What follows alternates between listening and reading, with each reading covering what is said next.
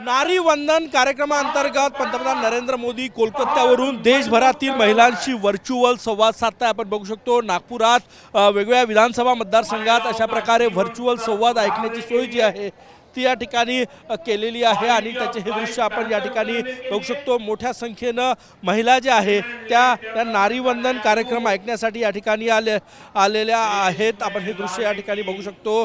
लोकसभा निवडणुकीच्या पार्श्वभूमीवर हा अत्यंत महत्त्वाचा कार्यक्रम नागपूरसह महाराष्ट्रात वेगवेगळ्या ठिकाणी प्रत्येक विधानसभा मतदारसंघामध्ये अशा प्रकारची व्यवस्था जी आहे ती व्हर्च्युअल संवाद ऐकण्याची केलेली आहे। काही महिला आपल्यासोबत आहे। मॅडम कसं वाटतंय व्हर्च्युअल संवाद? मोदीजी तुमचे संवाद मोदीजी आज आमच्यासोबत नारी शक्तीसाठी आणि सशक्तीकरणासाठी जो आज संवाद आमच्यासाठी साधत आहे। इथे भरपूर प्रमाणामध्ये लेडीज आहे, त्यांनी पुष्कळशा योजना आणलेल्या आहे महिलांसाठी, त्या सगळ्याजण त्याचा लाभ घेत आहे आणि निश्चितच 2024 मध्ये मोदीजी हे निवडून येणारच, भरवच्या मताने निवडून येणारच। तुम्ही काय सांगा? खूप आनंद होत आहे आणि यात काही नवीन नाही, कारण मोदी साहेबांनी ज्या काही योजना आणल्या महिलांना केंद्रबिंदू मानून त्यांनी या देशामध्ये योजना आणलेल्या आहे। शौचालयाची योजना जर आपण बघितली असेल, या देशामध्ये 70 वर्षापासून ज्यांचं राज्य होतं त्यांना कधी आमच्या महिलांची व्यथा दिसली नाही। देशाला स्वातंत्र्य होऊन 60 वर्ष झाली आणि मोदीजींना हे कळलं की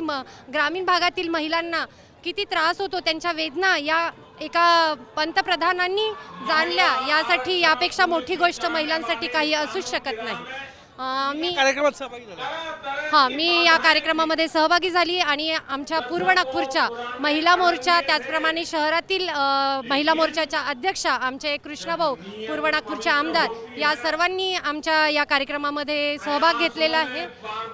आपण बघू शकतो नारी वंदन कार्यक्रमात नागपुरातील या महिला सहभागी झालेल्या आहेत। नागपूर शहरातील 6ही विधानसभा मतदारसंघात याचं आयोजन करण्यात आलेलं आहे आणि मोठ्या संख्येनं महिला या कार्यक्रमात सहभागी झाल्या आहेत। कॅमेरामॅन सचिन श्यामसह गजानन उमाटे, TV9 मराठी, नागपूर।